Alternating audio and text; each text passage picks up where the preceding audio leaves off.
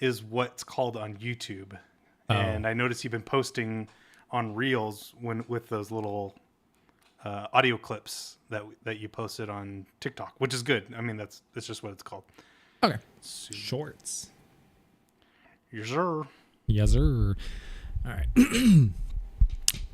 Hey, welcome, guys. We are doing our very first Uncovered Cinema shorts. Yes.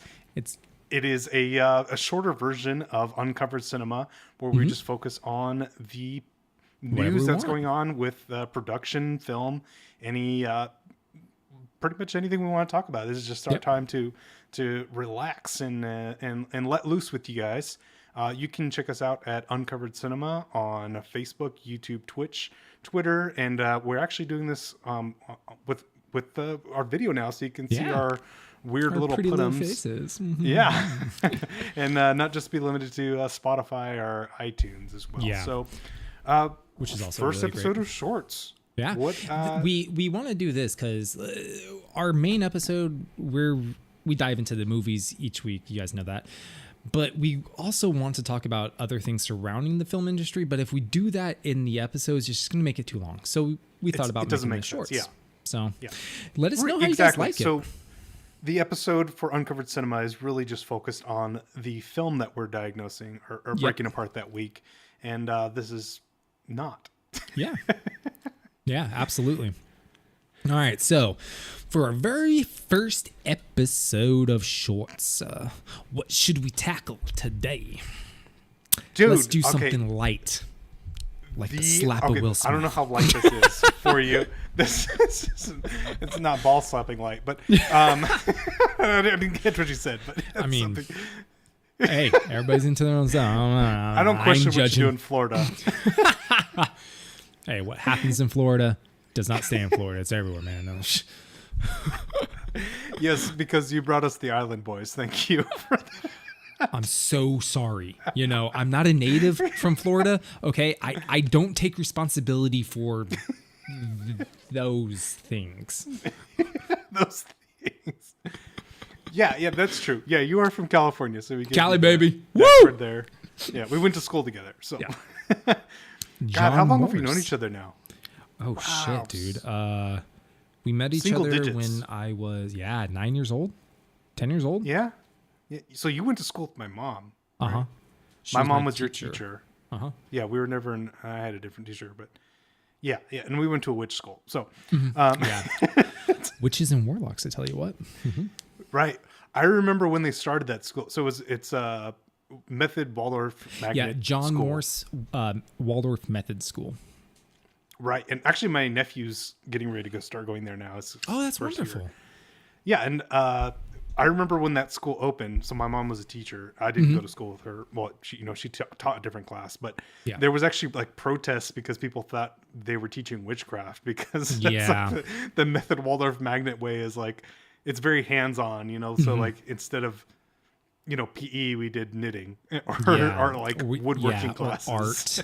Or art, or something else, dude. It was actually really cool. I thoroughly enjoyed my experience at John Moore, especially under the Waldorf method, because when I started going to school there in the second grade, that was my second time through second grade. I got held back because I was illiterate, and the schools in the Sacramento area that I went to, I'm not going to say which one because the lady is now thankfully probably 6 feet under, I hope, and rotten in hell. That's a horrible thing to say. I don't give a fuck. I had her from kindergarten till second grade. Unfiltered every on year. cinema. Yeah. I had her from kindergarten to second grade. She beat me, made fun of me in front of class, never let me go to recess, didn't teach me to read, all because I was white trash. I hated her. But John Morse completely changed that. Your mom completely changed that. Yeah, no, definitely it shaped the way I am now and has embraced all my weirdness, but that's allowed me to be kind of an extraordinary kind of person, I think. I think I'm extraordinary. I build cars, I fly planes, I get to do all these weird things. I do film on the side. You don't let yourself get held back. Exactly. And they encourage that kind of thing and not committing you to a box. Yeah, they really did encourage us to step out.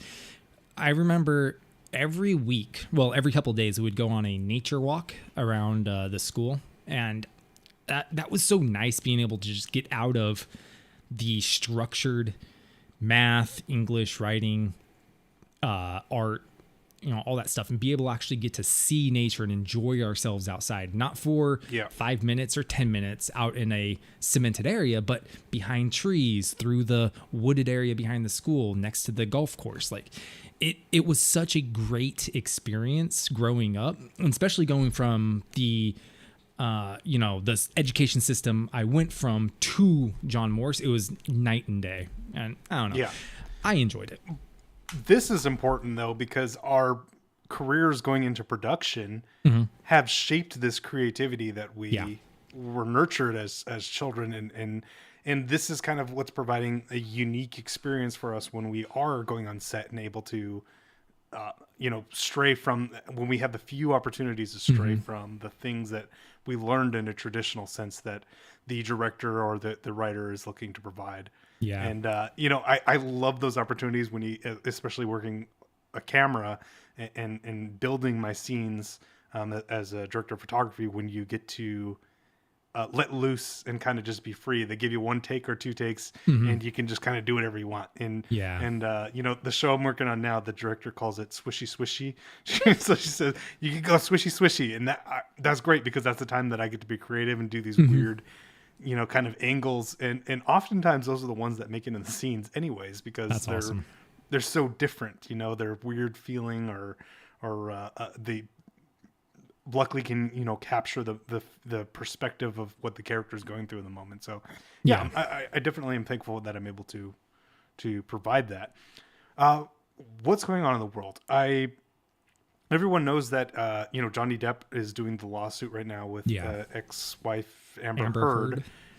And I was astonished to learn that he is suing her for $50 million and she is suing him for $100 million. That's like an insane amount of cash. Obviously, just beside the fact they're both, celebrities, that there's that much, so much money. No, that's a lot for a person to have, right? Yeah. And to be suing how could you cause $100 million between them, $150 million worth of damage to any one of their characters, right? God, we're talking Pirates of the Caribbean. Yeah. and how much Pineapple money, Express. How much money does he make from Pirates of the Caribbean? Like 20 million per movie? I don't know. How does it add up to Something like 100 million? You can't defend that person's character that much, right? I mean, no. They argue they can. No, I mean, it's really up to personal but that's not the thing I wanted to talk about. The interesting part of this case between these two ace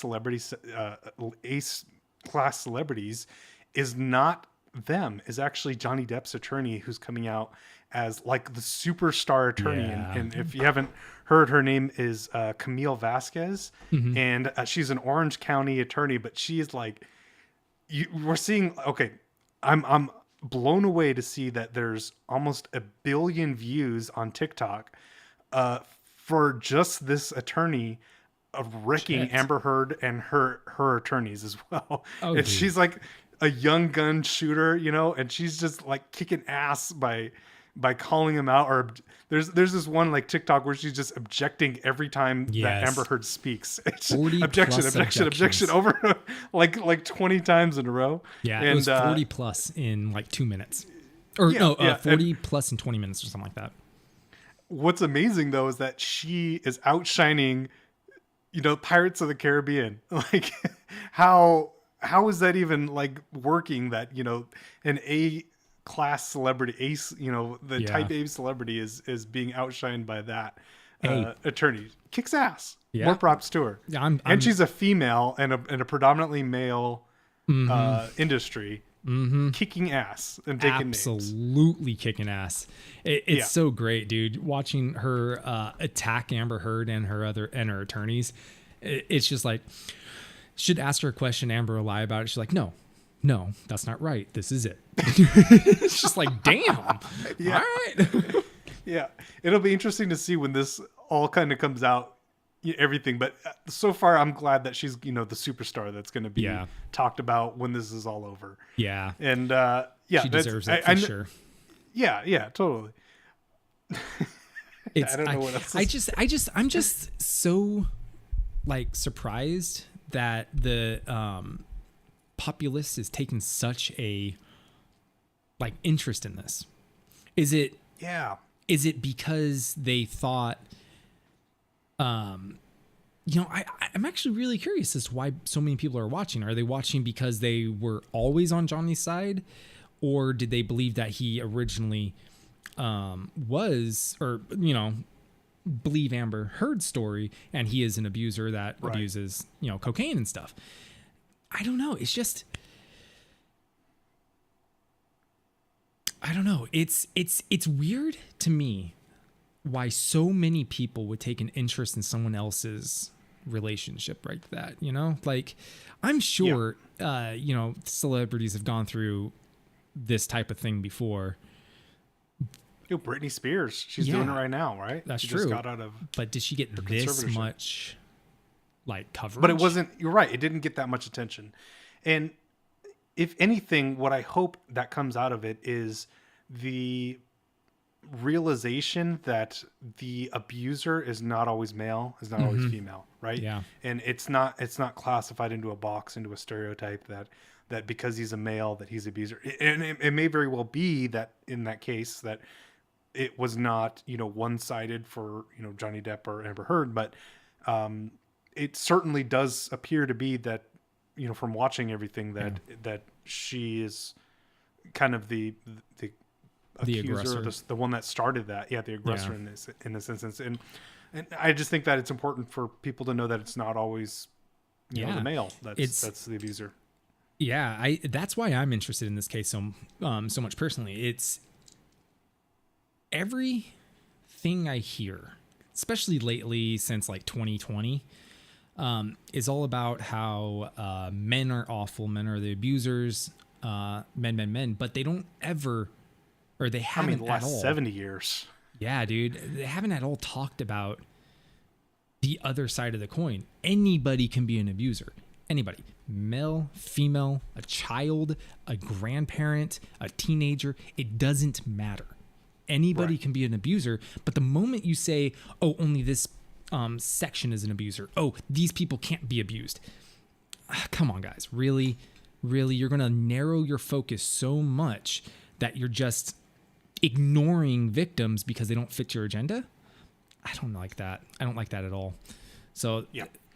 That's why I'm really excited for this case, and I want all the dirty details to come out. I want to hear everything bad that Johnny did, and I want to hear everything bad that Amber did, and I want to hear it all because, like, come on, man, it's out there. We need to know, Yeah. like we need to know exactly what happened. I'm excited to see that this new generation that we have growing up right now, that they're going to offer a new perspective in a film and TV shows that are going to be coming out. And we're already seeing that. We're already seeing, resurgence of Korean films. South Korea's coming out with really awesome films that are honestly, I would rather watch South Korean films right now than most American films. They're better shot, better quality, and they have better stories. And they're not trying to push some without all the stupid capitalism issues. Yeah. Every single one's about capitalism. Every single one. Every single one's about capitalism. But that's all it's about. I guess they got issues with that there. I've never been to that area. Yeah. Well, I've read, I've never been, but I've read they have some class issues.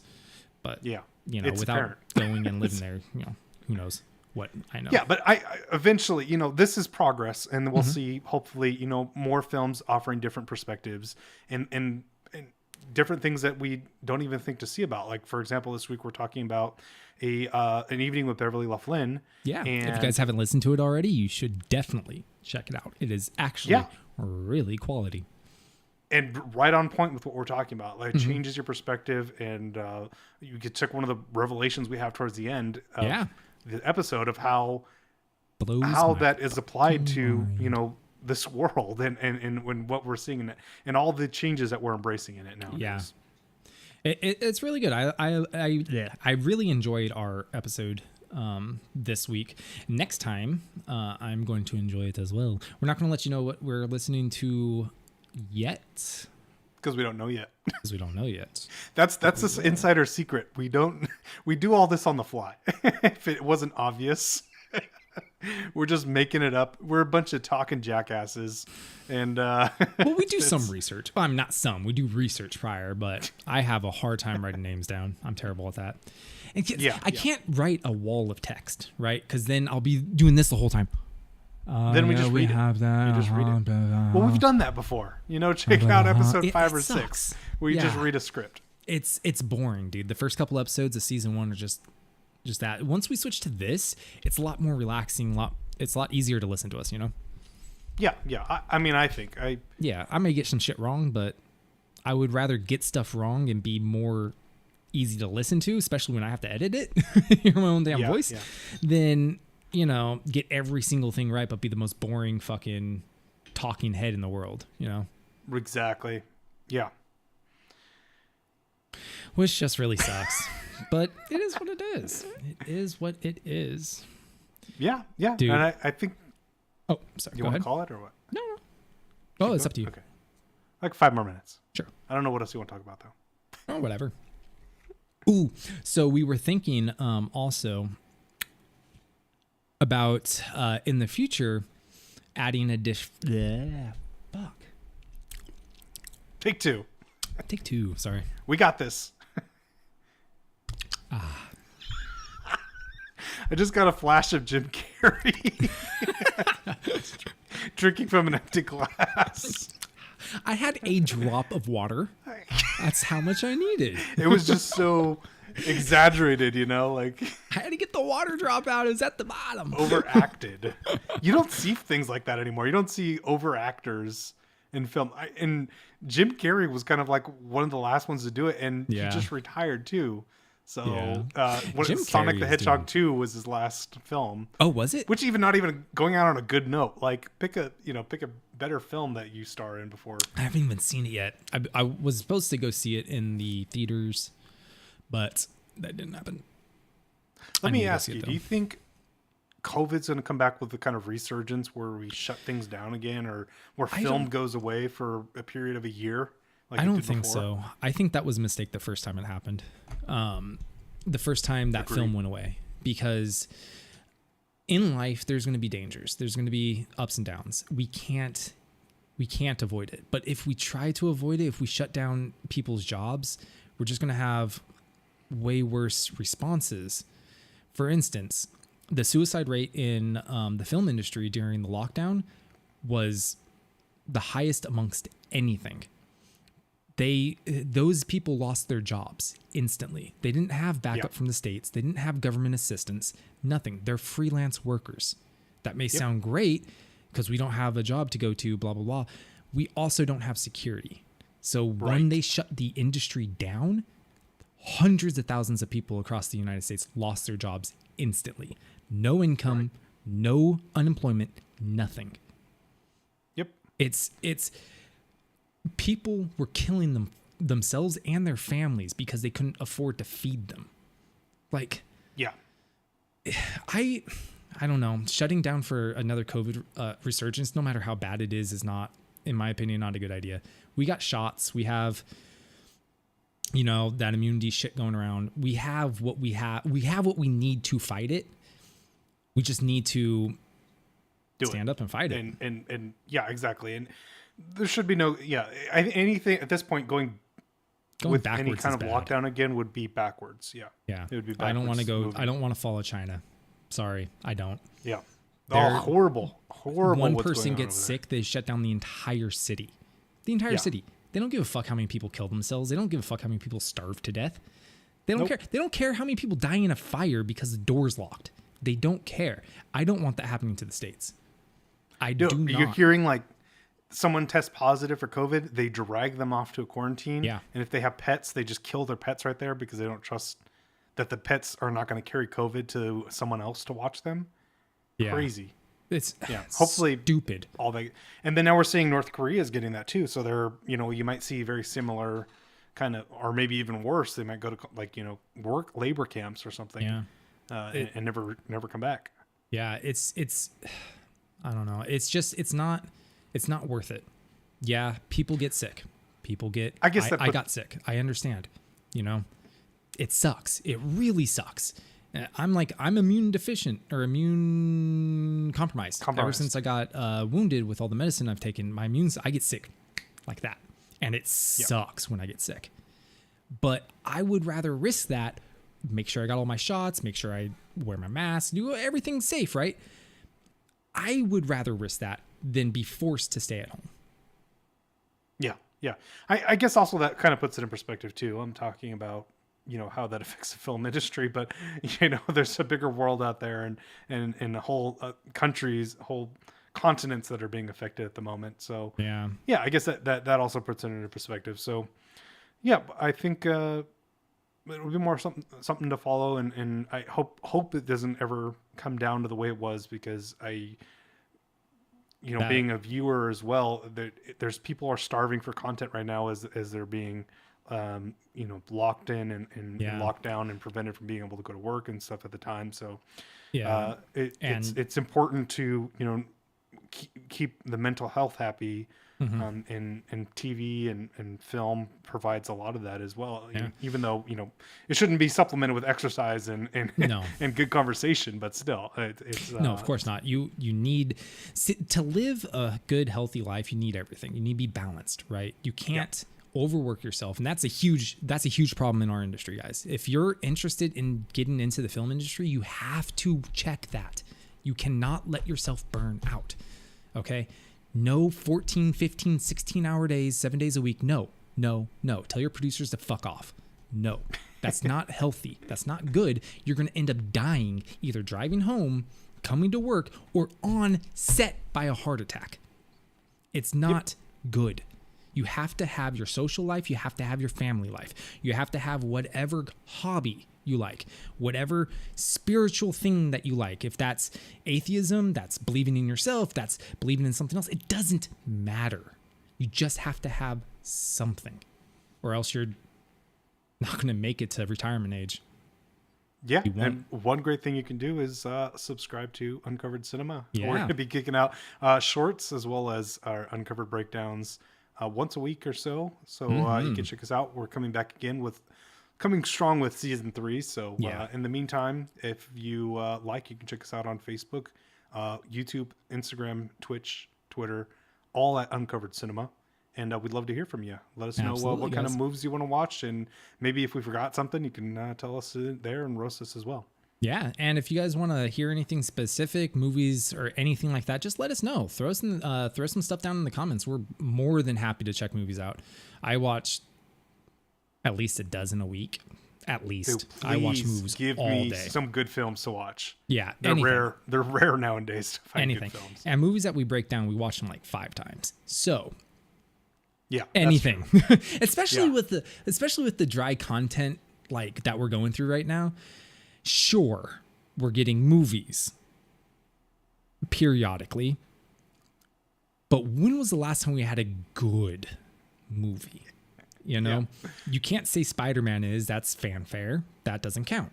You can't say the new Doctor Strange is. It sucks. Beautiful, sure. Well, and we may be victim to making some of these horrible films too. Absolutely. But I got to work. Hey, we all have to work.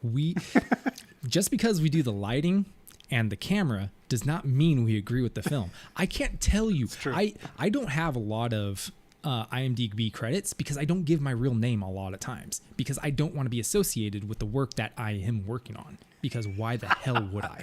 That's true. Yeah. Some things are you just want to collect a quick paycheck and move on, right? Yeah, that's you don't need a credit. You don't want to because you could see how bad it's not going to everything be. is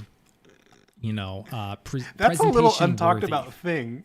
That's not really well talked about, but it's true. Yeah, you gotta get your fair share of like schlup films in order to get up to the better ones and bigger ones. Oh yeah, and even then, when you're doing the better ones, sometimes those stupid films pay really good. Or they work with your schedule, and that's almost as And good. sometimes the student films are better than the real ones. The very first time I ever had to change my name for a film was a student film. It was so fucking bad. It was the worst film I have ever worked on. Hell, the director told me to shut up and stay in my lane.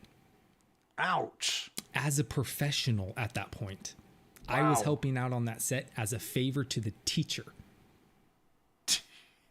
Because they didn't have any electrical, lighting, or grip on the entire set. Yeah, they're not going to go far with that kind of attitude. I mean, we all... No. You could listen to our previous episodes of, I don't even remember the name, but you hate her. Yeah.